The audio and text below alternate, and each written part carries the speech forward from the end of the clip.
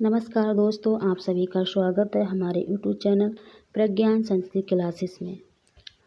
आज ये मृच्छकटिक का दूसरा भाग है। तो हम मृच्छकटिक की भूमिका को पढ़ रहे थे। मृच्छकटिक एक प्रकरण ग्रंथ है जो शूद्रक द्वारा विरचित प्रकरण ग्रंथ है। इसमें कुल 10 अंक हैं। तो आज हम 10 अंकों की संक्षिप्त कथा को पढ़ेंगे। मृच्छकटिक नामक प्रकरण चारुदत्त वसंत सेना की कल्पित प्रेम कथा के आधार पर लिखा गया है। तो मृच्छकटिक एक प्रकरण ग्रंथ है। इसके नायक चारुदत्त हैं, इसकी नायिका वसंत सेना है।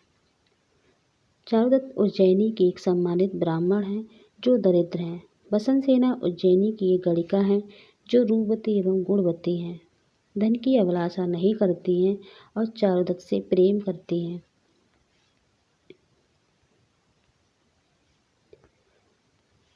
तो प्रथम अंक का नाम है अलंकार न्यास। चारुदत्त के मित्र जो जूड़बद्ध हैं के का दिया हुआ साल लेकर कौन आता है? विदूषक मैत्रेय। तो चारुदत्त के मित्र कौन है? जूड़बद्ध का दिया हुआ साल लेकर आता है विदूषक। विदूषक का नाम है मैत्रेय। तो मृच्छकटिक के विदूषक का नाम है मैत्रेय। तभी चारुदत्त विदूषक से चौराहे पर देवियों को बलि देने के लिए कहते हैं, किंतु विदूषक आनाकानी करता है। वो बलि देने के जाने के लिए मना कर देता है और चारुदत्त हृदयता का दोषों का स्मरण करने लगता है। फिर विदूषक रजनिका के साथ जाने के लिए तैयार हो जाता है। जो रजनिका वसंत सेन जो चारुदत्त की सेविका होती है उसको साथ जाने के लिए तैयार हो जाता है।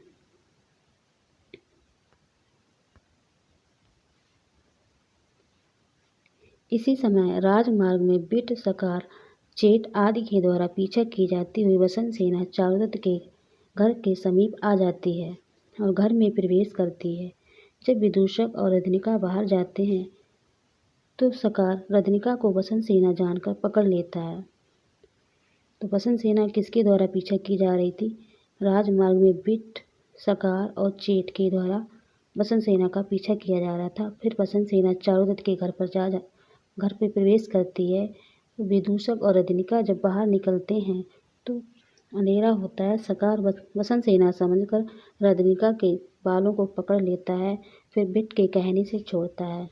वसंत सेना किसी भावी लाभ की आशा से अपने आभूषण चारुदत्त के घर पर रख देती है, तब चारुदत्त उसे घर छोड़ आता है।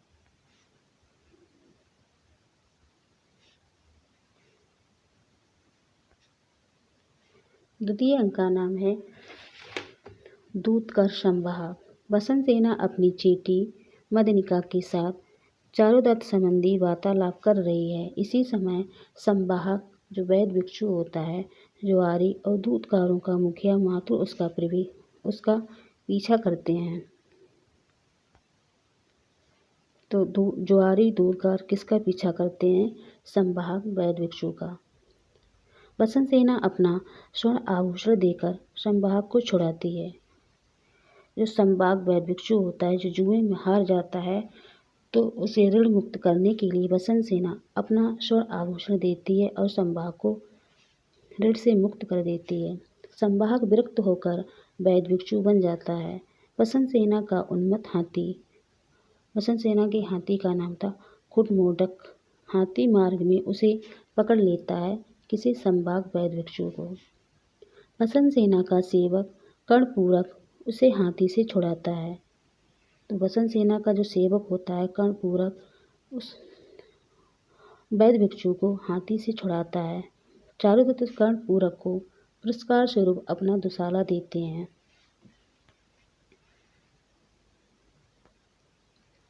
तृतीय अंक का नाम है संधि छेद। चारुदत्त और मैत्रेय संगीत सुनकर आते हैं। जो रेवल संगीत गाता है उसे संगीत सुनकर आते हैं और घर में आकर सो जाते हैं। इधर मदनिका को दास्ता से मुक्त कराने के लिए सर्वलिक चारुदत्त के घर पर सेंध लगाता है और वसंत सेना के आभूषणों को चुरा लेता है। जो मदनिका होती है, जो वसंत सेना की सेविका होती है, उसको मुक्त करने के लिए सर्वलिक चारुदत्त के घर पर चोरी करता है और वसंत सेना जो प्रथम अंक में चारुदत्त के यहाँ अपने आभूषण रख के गई थी उनको चुरा लेता है।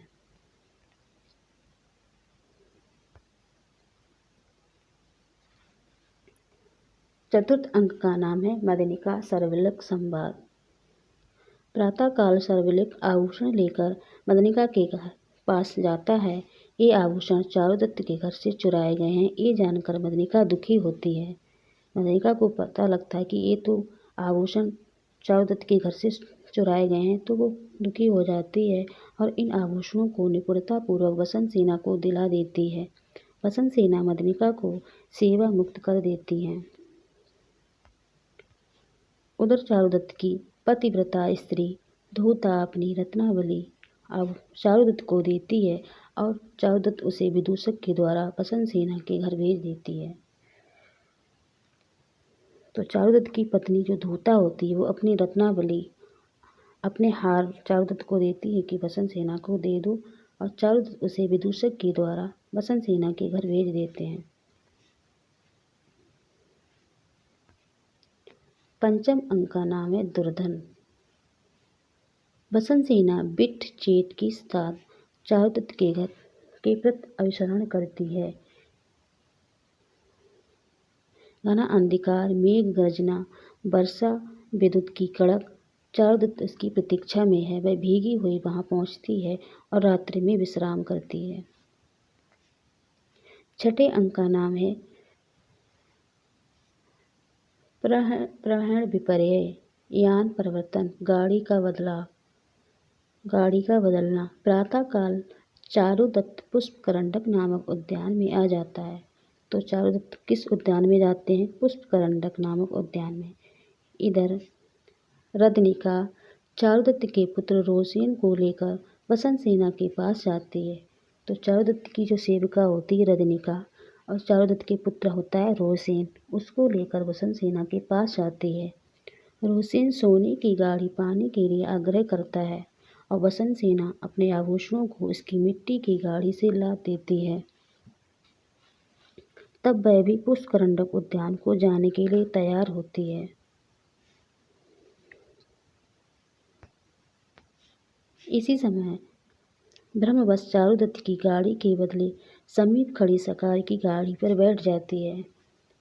तो बसंत सेना चारुदत्त की गाड़ी पर ना बैठकर सकार की गाड़ी पर बैठ जाती है। इसी समय पालक द्वारा बंदी बनाया गया आर्यक, राजा पालक होते हैं, उनके द्वारा बंदी बनाया गया आर्यक भाग कर आता है और चारुदत्त की गाड़ी को खाली पाकर उसमें बैठ जाता है। गाड़ीवान समझता है कि बसंत सेना बैठ गई है और गाड़ी को ले जाता है।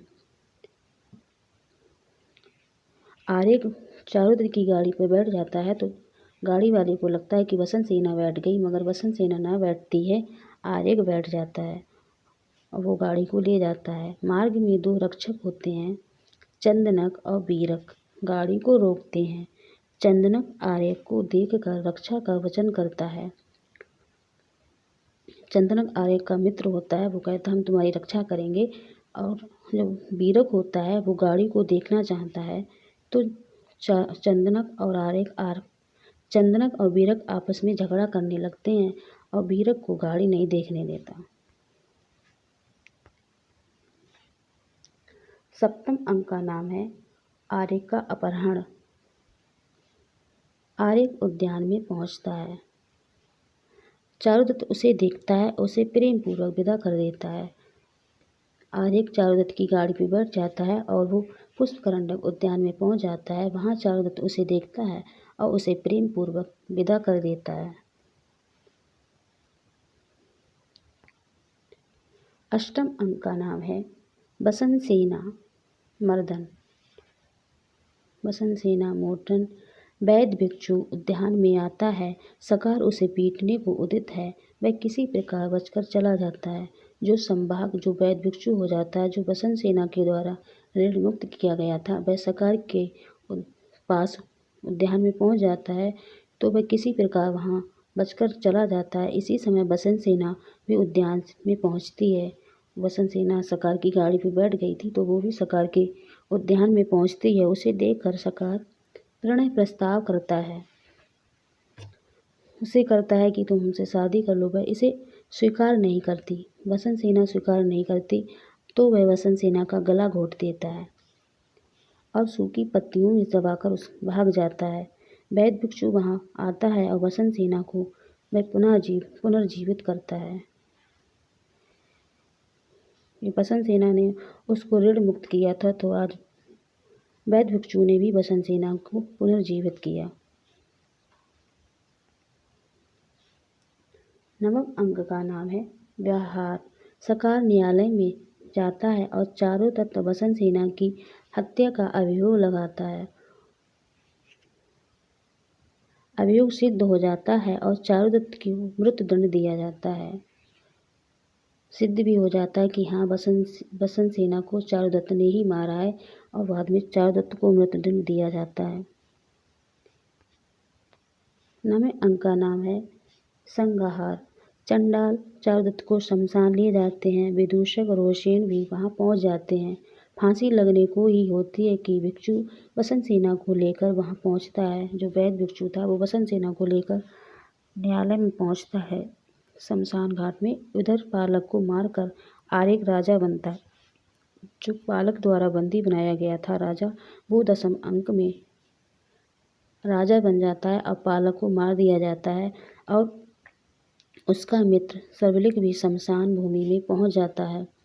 चारुदत्त के स्थान पर सकार को फांसी का दंड दिया जाता है, किंतु चारुदत्त उसे क्षमा कर देता है। राजा बसंत सेना को बधू शब्द से अलंकृत कर देता है और चारुदत्त बसंत सेना का विवाह हो जाता है। तो बधू जो बसंत सेना जो वेश्या होती है, बाद में उसे बधू शब्द से अलंकृत कर दिया जाता है और चारुदत्त और बसंत सेना का विवाह हो जाता है। तो मृच्छकटिक में ये 10 अंकों की कथा पूरी हो गई। तो मृच्छकटिक की कुछ महत्वपूर्ण घटनाएं।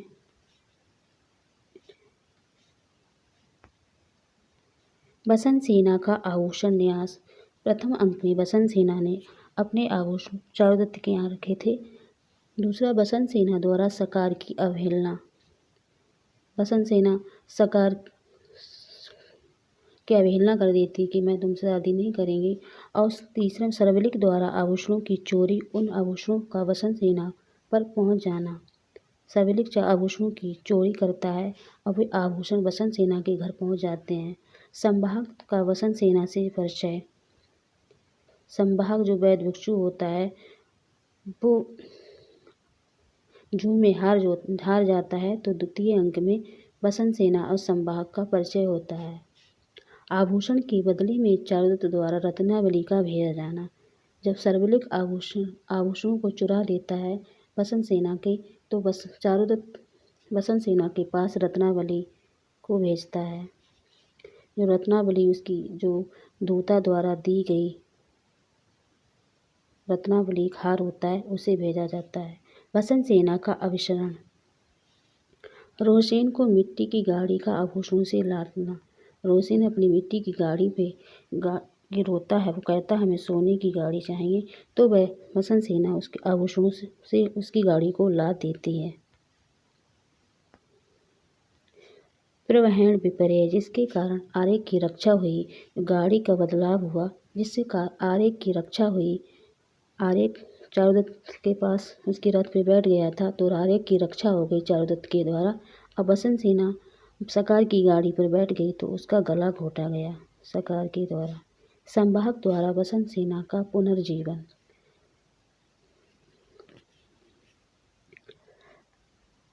सकार बसंत सेना का गला घोट देता है तो संवाहक जो वैद्य भिक्षु होता है वो उसको पुनर्जीवित करता है। सकार द्वारा चारुदत्त पर लगाया गया बसंत सेना की हत्या का अभियोग और उसकी सिद्धि। सकार चारुदत्त पर लगाता है कि बसंत सेना की हत्या की है और सिद्ध भी हो जाता है। तो और चारुदत्त को फांसी देने की तैयारी, किंतु अकस्मात बसंत सेना को लेकर भिक्षु का आगमन और सर्वलिक का आगमन।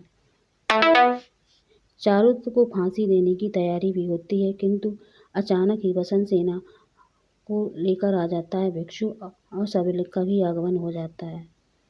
तो मृच्छकटिक में ये संक्षिप्त महत्वपूर्ण घटनाएं थी। आज के लिए बस इतना ही। नमा संस्कृत है।